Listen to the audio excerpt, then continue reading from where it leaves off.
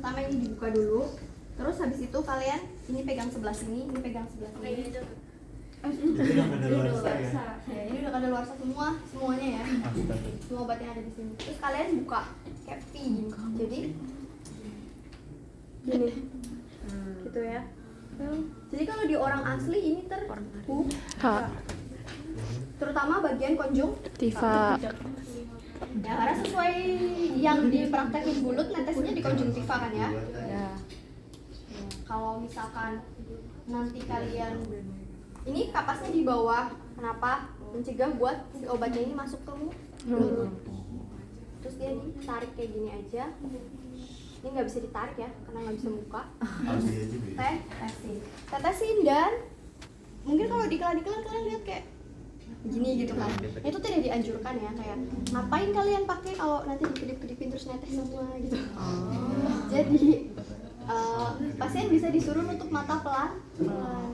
Jadi dia nutup mata pelan-pelan dan udah dibiarin dulu nutup mata 5-10 detik baru boleh buka mata lagi. Obatnya tuh pasti udah meresap. Ingat ya, kerja obat topikal itu dia lokal. Jadi dia harus kena ke area yang emang butuh gitu.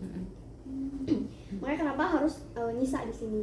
Nah, fungsi kapas ini juga kalau pasien udah nutup mata, kita elap yang netes-netesnya kita elap. Terus ya udah gitu aja. Udah.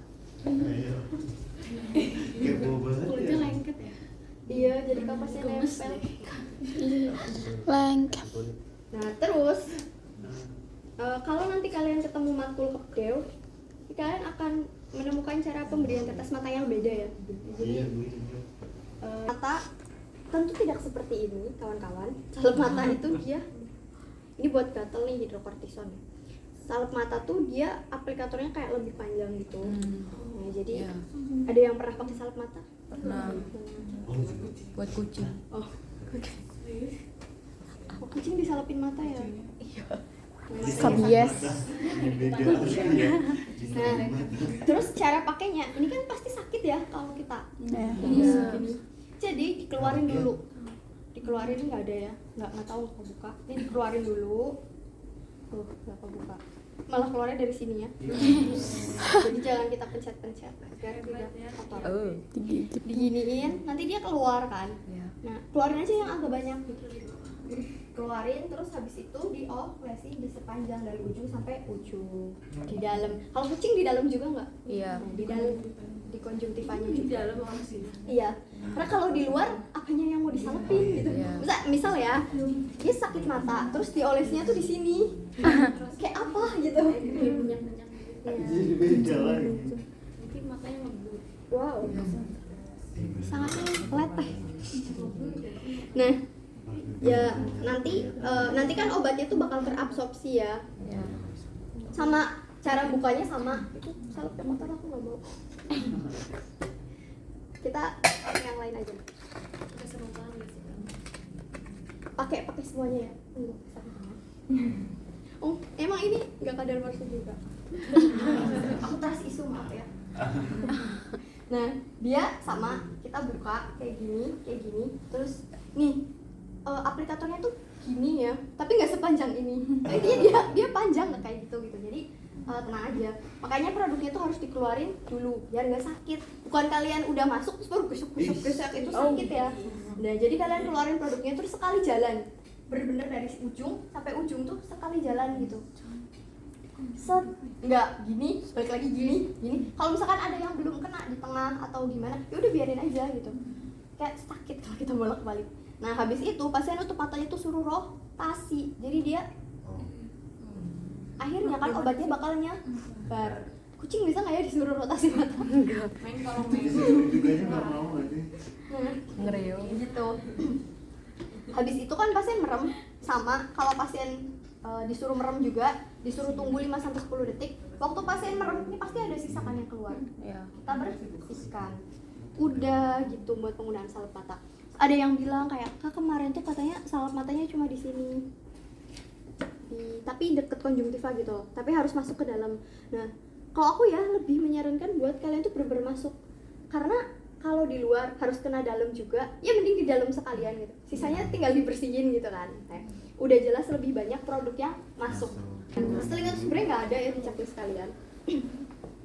Tapi ini tuh masuk topik kalau waktu zaman aku. Nah, tes telinga juga sama. Kalian suruh pasiennya miring gitu kan. Udah, oke. Kepalanya nggak bisa ada sendi, yang nggak punya sendi. Ya intinya kepalanya suruh nengok. Ini enggak sih, ininya enggak sih dia harus cepat. Nah, Maaf ya Pak. kalian pakai kapas juga gitu. Tujuannya apa? Tujuannya biar kalau naik tes. Sebenarnya kalau kapas yang buat di telinga itu bebas, udah nggak ada aturannya kapasnya harus di mana. Intinya ini tuh buat musab kalau naik tes gitu. Nah, terus kalian sediain aja dulu di sini. Caranya adalah kalian tarik. Kalau misalkan anatominya anak-anak, kalian tariknya kemana? Ke anak atas. Ya kita coba sama-sama tarik telinganya dari bawah. Oh, kamu kenapa? Bawah terus belakang. Ya ngerasain kan. Terus kita coba yang atas. Ya agak di tengah gini tapi agak ke atas. Ya kita coba ke atas ke belakang. Menurut kalian rasanya lebih plong mana telinga? Bawah. Bawah. Bawah sih. Ya nariknya yang benar. Nih gini. Set. Bawah.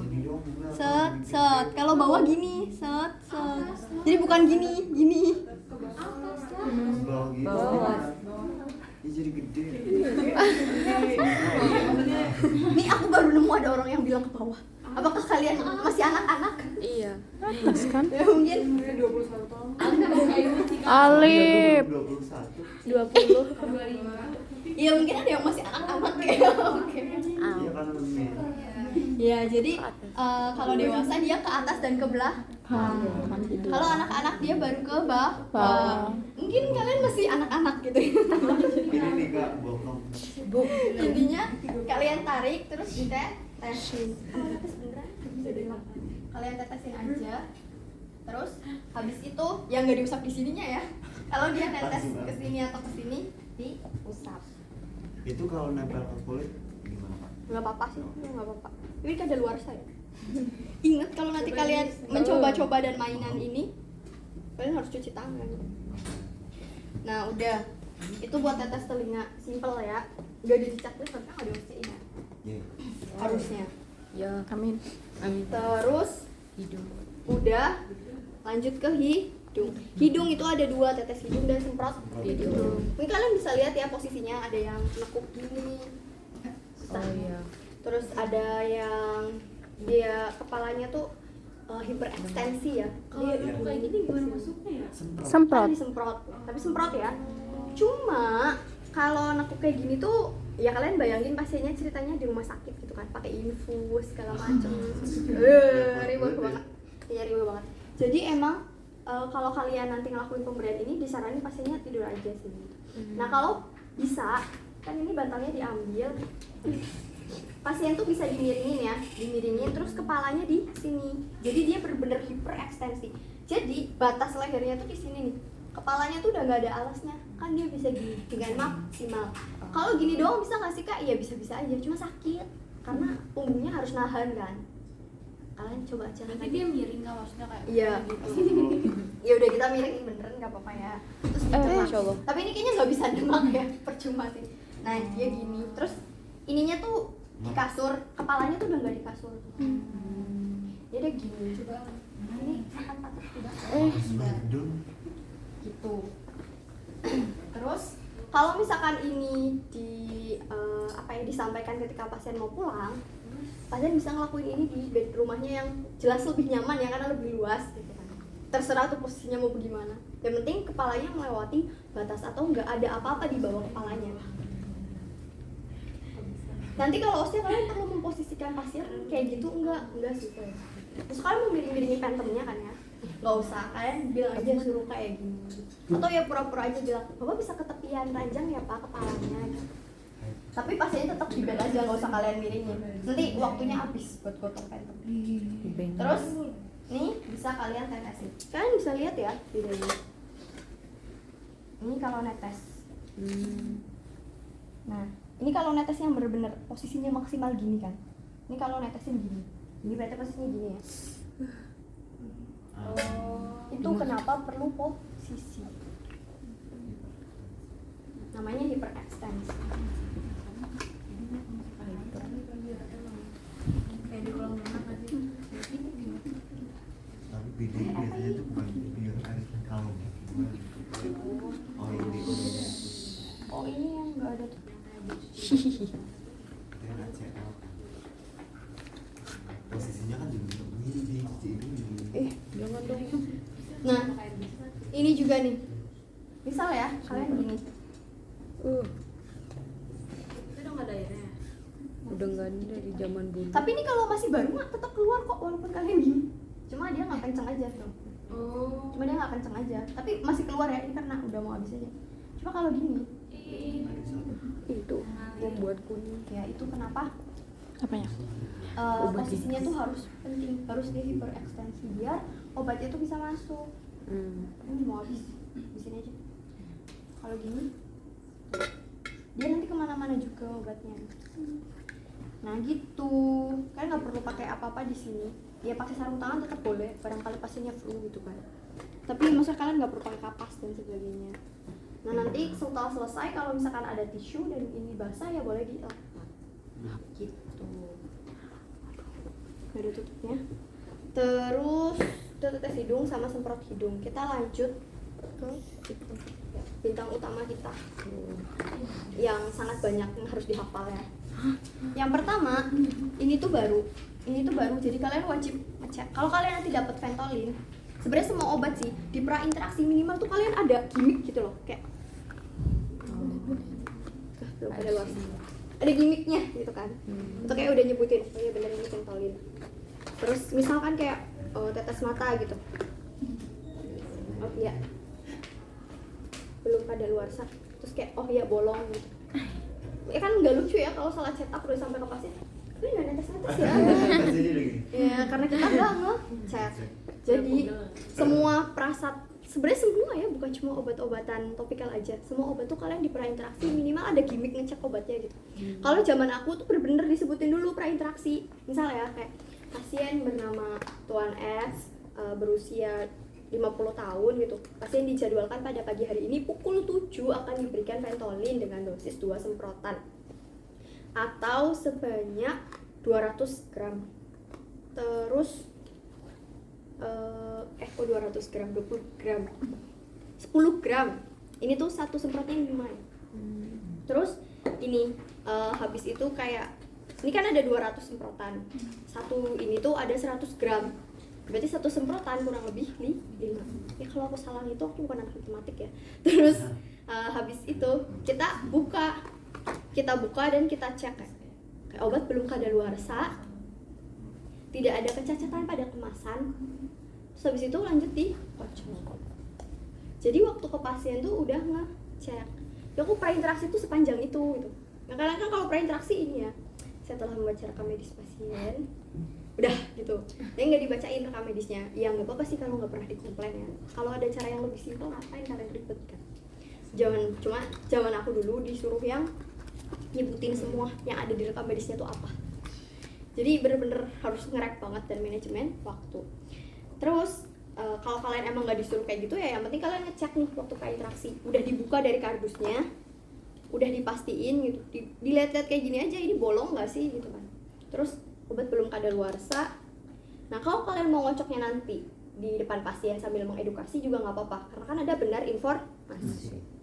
Kalian bisa masukin lagi terus ke pasien gitu sampai di pasien karena ini benar edukasi ya benar informasi. Kalian harus mengedukasi dengan benar dan ini tuh milik pribadi. Jadi setelah ini kalian nggak akan makain lagi. Saya pakainya harus pasiennya harus bisa pakai sendiri. Kalian harus jadi capaian kalian adalah pasien bisa menggunakan inhaler. Kayak waktu datang kalian bilang, baik Pak, mulai sekarang Bapak akan menggunakan inhaler ya Pak. Ini nanti akan diberikan kepada Bapak. Pertama-tama saya akan ajarkan dan juga contohkan cara pemakaiannya.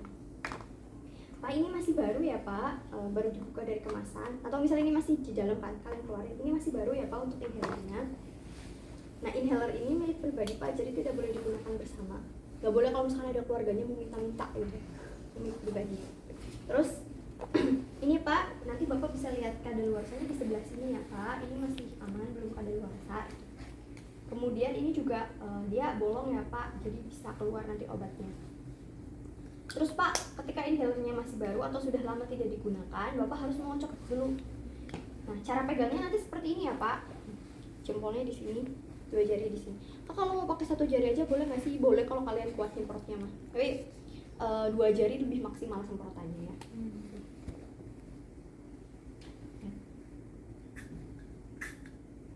Jadi kalau nggak kuat ya 2 jari aja. Emang disuruhnya juga 2 jari. Nah terus kalian shake-nya tuh atas bawah 30 sampai 30 kali. 1, 2, 3, 30 sudah 30 kali ya Pak. Jadi Bapak bisa kocak 30 kali dulu. Udah sama Bapak.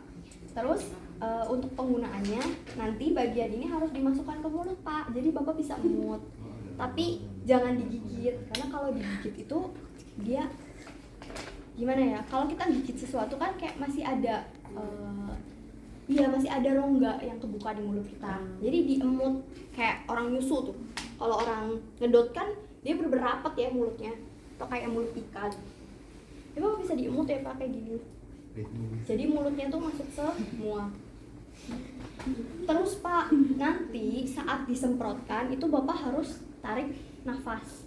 Jadi nanti saya akan, untuk pertama kali saya akan aba-aba ya Pak, 1, 2, 3 tuh saya semprot, Bapak tarik nafas gitu. Ini harus di briefing pasiennya, karena kalau kita baru briefing pas ini udah masuk, itu kehabisan nafas pasiennya gitu. Oke, begitu ya Pak. Nah, dan sebelum digunakan juga Bapak harus buang nafas dulu Pak, secara maksimal. Mau langsung kita coba Pak? Oke, kita coba ya Pak ya. Jangan lupa sampaikan ya kalau ada dosisnya. Biasanya kalau Ventolin itu 2 pump. Nah, kita bisa mulai ya Pak ya. Bapak bisa tarik nafas dulu Pak. Sebenarnya cuma harus buang nafas aja, tapi kan nggak enak kalau nggak tarik nafas dulu. Tarik nafas, Bapak buang, keluarkan secara maksimal Pak, sampai bener-bener nafasnya habis gitu misalnya. Keluarkan secara maksimal, makanya kita harus cepat. Nah, buka mulutnya Pak. Oke, siap ya Pak, aba-aba. 1, 2, 3. Kita ikut nggak apa-apa biar pasien tuh ngeliat kita gitu kan. 1, 2. Oke, sudah ya Pak, tutup mulut dulu Pak. Nah, oh ya tadi lupa juga, harusnya di awal di briefing. Setelah saya semprot, Bapak jangan dulu menghembuskan nafas, tahan sekitar 5 detik. Ya kalau 10 detik kelamaan. Bapak tahan 5 detik, habis itu dihembuskan. Nah, ini langsung kita cabut habis disemprot. Udah 5 detik, terus dihembusin nafasnya. Boleh lewat hidung, boleh lewat mulut, bebas hembusinnya. Biasanya lewat mulut ya enaknya. Nah terus dosis kedua kita mulai. Jadi diberi jarak 5 detik. Terus kita mulai. Mulai laginya tuh sama. Jadi kalau 2 semprotan bukan berarti siap ya Pak, set gitu, enggak. Kayak kadang kan kalau di sinetron gitu ya, saking sesak nafasnya buru-buru gitu, nyemprot terus.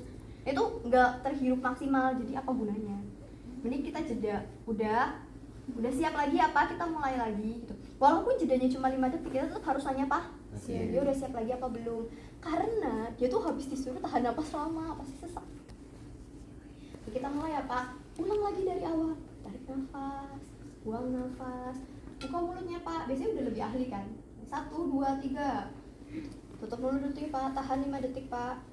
Oke, sekarang boleh menghembuskan nafas Pak. Ya kalian nanti nggak usah 5 detik beneran, yang penting udah ngomong aja 5 detik, biar waktunya nggak banyak kebuang.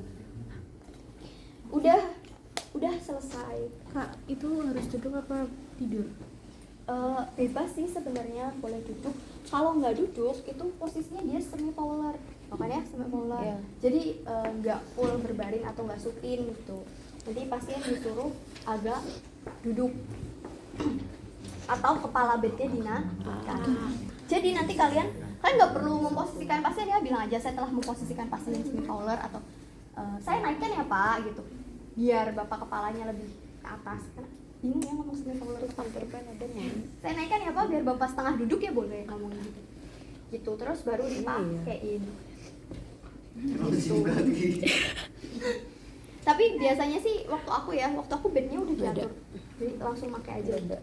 Tambahin. Gitu, itu buat posisinya. Kalau di rumah kalian jelasin kayak saya kalau pakai ini posisinya harus gimana, ya bebas, mau berdiri juga nggak apa-apa sebenarnya. Kalau emang pasien kayak darurat banget, dia lagi di jalan terus butuh ini gitu, ya nggak harus berbahan dulu gitu, bebas, duduk juga boleh gitu kan. Yang penting usahakan dia nggak berbaring yang bener-bener datar gitu ya, karena itu tuh bikin sesak nafas. Jadi kayak orang kalau misalkan lagi sesak nafas, dia diposisikan semi fowler. Semi fowler itu posisi yang bagus buat ekspirasi. Gitu. Kayak aku sampai lupa ya. Makasih udah nanya. Terus inhaler ini ada 2. Ada yang Ventolin. Ventolin ini dia cuma bronchodilator. Jadi dia tuh cuma buat ngelebarin saluran nafas yang nyempit. Biasanya ke apa? Penderita asma. Makanya kalau asma tuh suaranya dia kayak nih gitu kan, atau mengi. Itu tuh karena kalian anggaplah selang terus jalurnya tuh nyempit. Akhirnya udara yang lewat tuh ya dia suaranya kayak gitu kan. Udara yang lewat tuh sedikit. Karena udara yang lewat itu sedikit, pasien jadi sesek nafas. Intinya masalah utamanya tuh saluran nafasnya kan. Makanya kenapa kita pakein inhaler Ventolin ini. Ventolin itu dia gunanya buat ngelebarin si saluran nafasnya. Akhirnya oksigen yang masuk tuh lebih maksimal. Gitu. Ada juga dia tuh inhaler yang corticosteroid. Corticosteroid ini tuh biasanya buat ngebunuh bakteri. Kalau misalkan ada inflamasi di saluran nafas gitu. Misal dia nggak tahu ya dia ngapain sampai bisa inflamasi di saluran nafas, tapi biasanya ada gitu kan. Nah ya rokok gitu kan bisa, atau orang-orang yang punya penyakit di pernapasan kayak ISPA gitu, infeksi saluran nafas. Nah kalau udah kayak gitu dia dikasihnya corticosteroid. Corticosteroid ini dia lebih keras daripada Ventolin. Jadi jeda tiap semprotannya itu 2 menit. Beda. Jadi semuanya sama, dari awal sama, harus dikocok sama.